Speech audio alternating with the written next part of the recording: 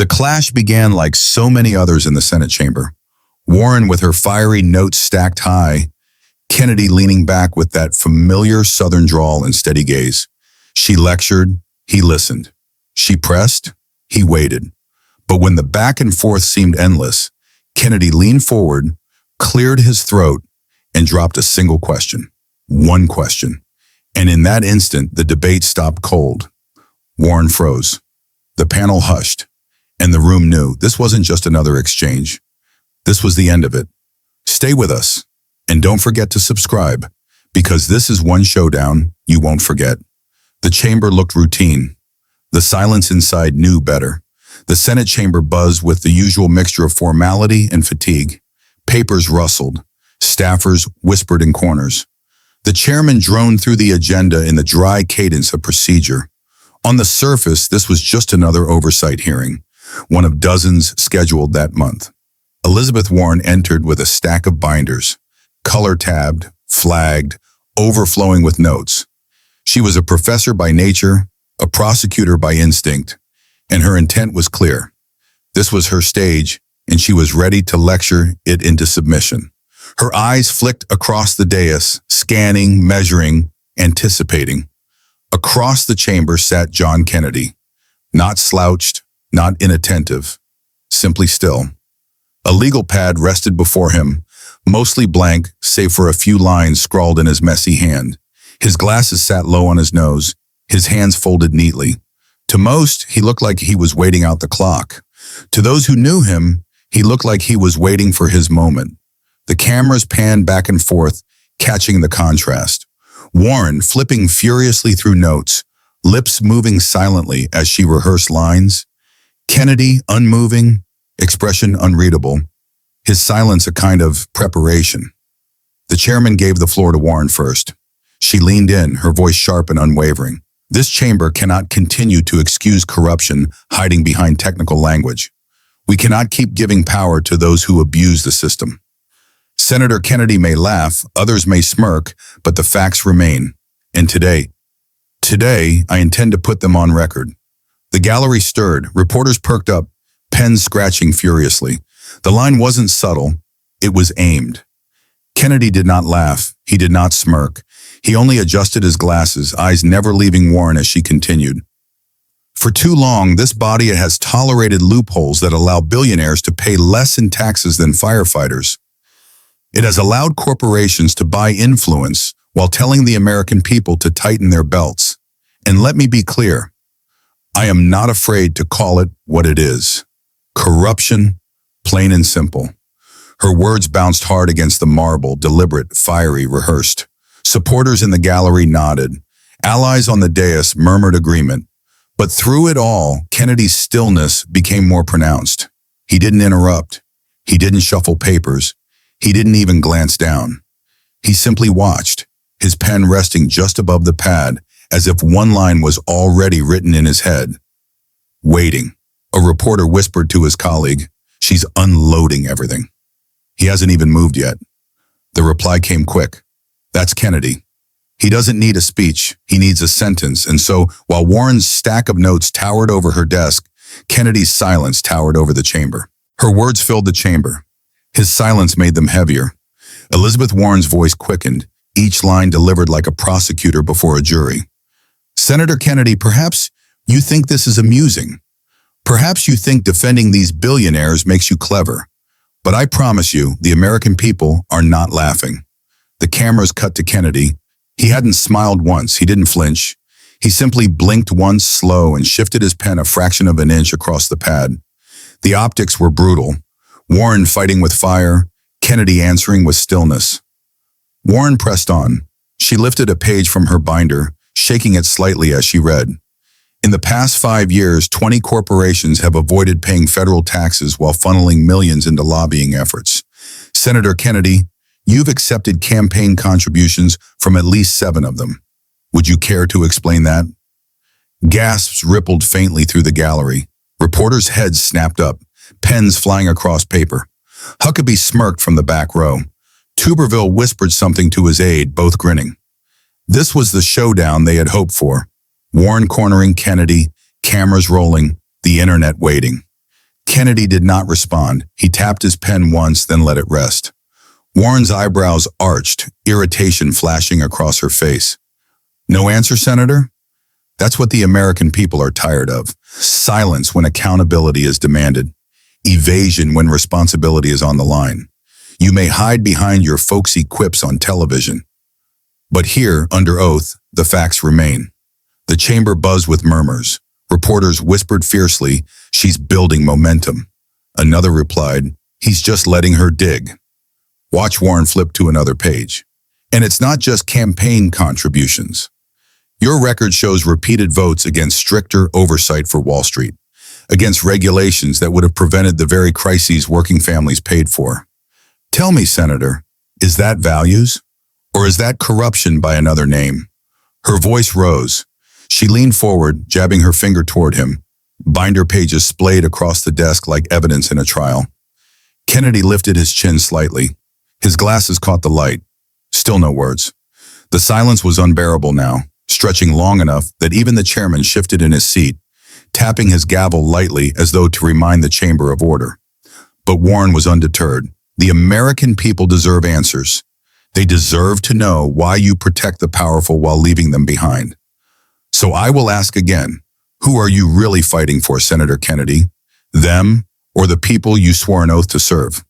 The gallery buzzed, a low hum of tension building into a roar just beneath the surface. The confrontation was no longer a policy debate. It was personal, visceral, cinematic. And through it all, Kennedy's stillness remained. His silence wasn't weakness. It was suspense. She stacked paper against him. He stacked silence against her. Warren flipped another binder open, this time with highlighted passages and sticky notes bristling from the edges. She spoke faster now, her voice sharpening with every page.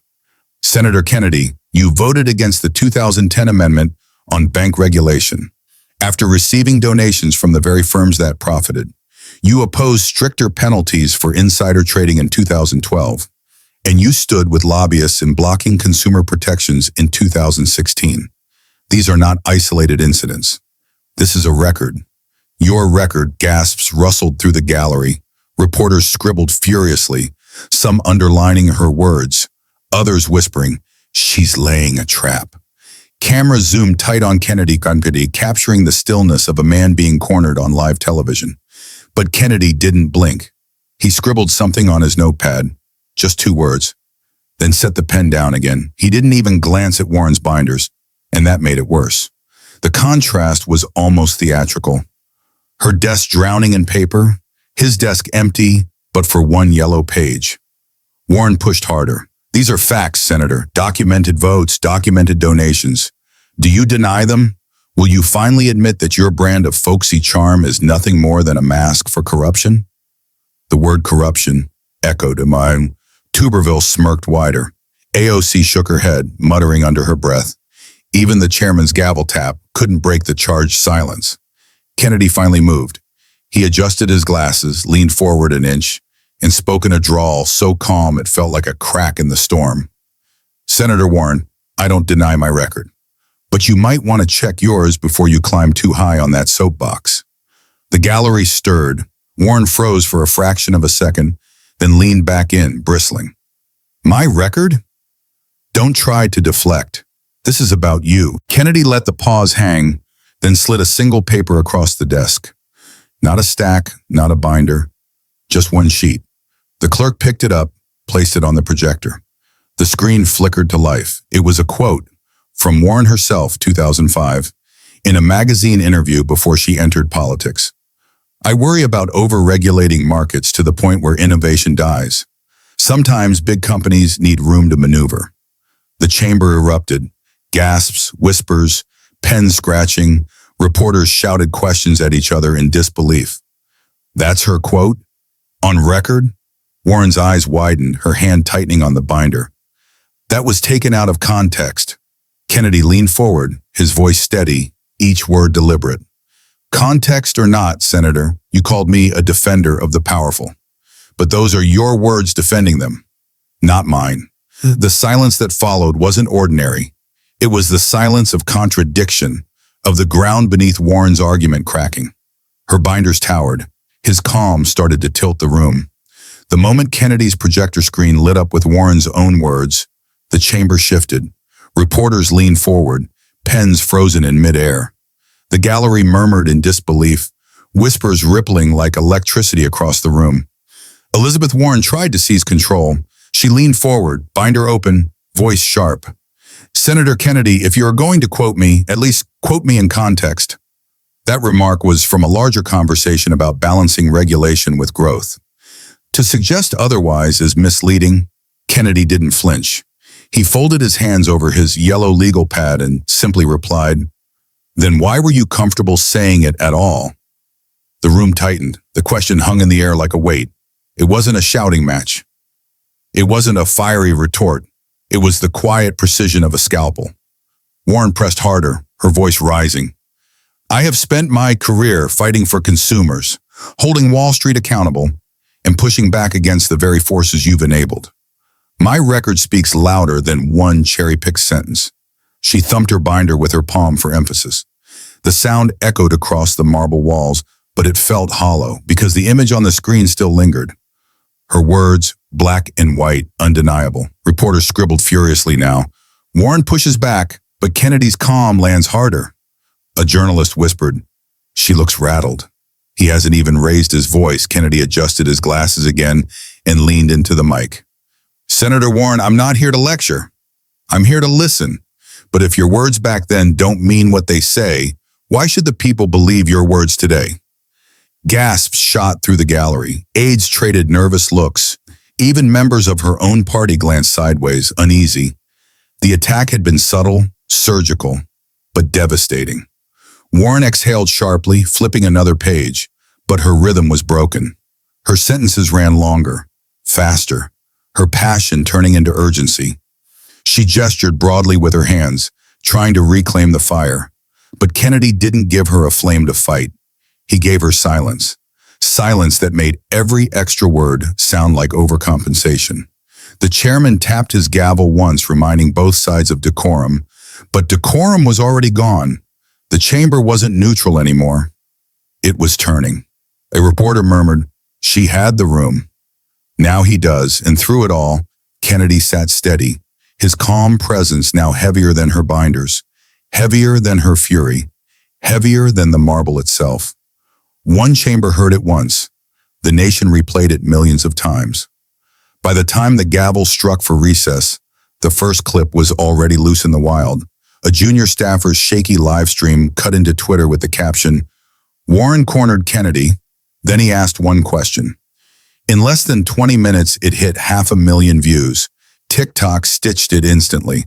On one side of the split screen, Warren slamming her binder, her voice rising.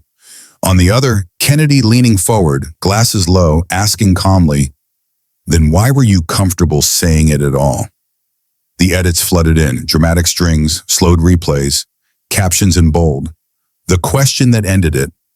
Instagram Reels crystallized it into memes. One frame showed Warren buried in papers labeled "Binders of Fire." The next showed Kennedy with nothing but his yellow pad, captioned, "One line greater than one library." Comments poured in. Kennedy cooked her with calm. "This is how you ended debate." Legendary mic drop without raising a voice. Cable news didn't wait until prime time. MSNBC framed it as a clash of styles. Warren's fire meets Kennedy's calm. CNN's Chiron was sharper. One question stuns hearing. Even Fox, usually wary of handing Kennedy praise, ran with, "Kennedy cornered Warren with her own words." Late-night hosts wove it into their monologues. One joked, "Elizabeth Warren brought the receipts. Kennedy brought the refund policy."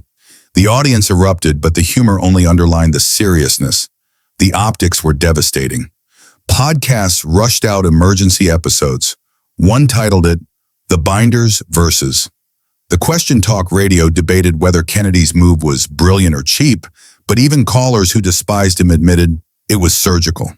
Inside the White House press office, aides scrolled through feeds nervously.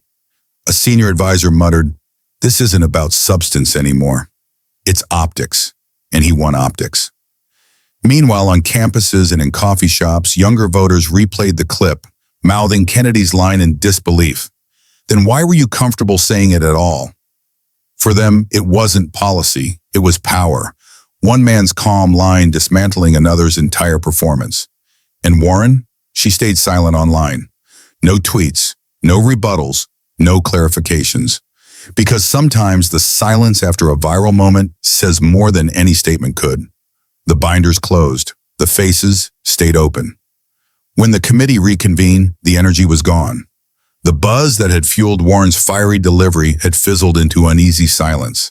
She shuffled her papers, but even that sound felt too loud in the room that no longer leaned toward her. Kennedy sat exactly as before, glasses low, hands folded over his yellow pad, expression unreadable. But now his stillness carried weight. The clip had already burned through the outside world, and every face in the chamber showed that they knew it. Reporters no longer scribbled furiously. Instead, they stared, waiting for another moment, another line. But Kennedy didn't need to give them one. They already had it. A journalist leaned toward her colleague, whispering, "That one question is the headline." Nothing else matters. On the dais, senators who had once nodded along to Warren's cadence now avoided her eyes. A Republican leaned back with arms crossed, smirking faintly. A Democrat kept his head low, doodling in the margins of his notepad, unwilling to meet the cameras. The gallery was worse. Citizens who had entered nodding vigorously at Warren's talking points now sat stiff, their expressions less certain. A college student whispered to her friend, "She looked so strong until that question." The friend nodded slowly. "It's the only part people will remember." Warren tried to reassert herself. She leaned in, voice sharper, almost defiant. "Let's be clear, this isn't about one out-of-context quote. It's about years of work, years of fighting for what's right. My record is not defined by a single line, but the words felt defensive. Even her allies heard it." The chairman nodded politely, but didn't add support. Another senator leaned toward his aide and whispered, "She's losing the room." Kennedy didn't reply. He didn't need to. He simply tapped his pen once against the pad, set it down, and looked at her steadily. The cameras caught the exchange, his calm, her frustration. The optics were unforgiving. Aides whispered among themselves. One hot mic picked up the line. He ended it without ending it. Warren sat back, exhaling hard, her binders stacked in front of her like fortresses that suddenly looked flimsy. She had spoken paragraphs. He had spoken a sentence, and the room remembered only his. She had binders of words. He had one more question. The chamber, heavy with silence, leaned forward as Warren shuffled her notes for what felt like the 100th time. She wanted one last swing, one last flourish to reclaim the momentum. But before she could, Kennedy leaned forward, his voice calm, unhurried, carrying the weight of inevitability. "Senator Warren, if your record is as strong as you say, why does one question silence it?" The words dropped like stone into still water, rippling outward in a silence deeper than any gavel could summon. Warren froze mid-page, her eyes narrowing, her lips parting. But no words followed. The camera zoomed in, catching the hesitation, the break in rhythm, the professor without a lecture. The gallery gasped.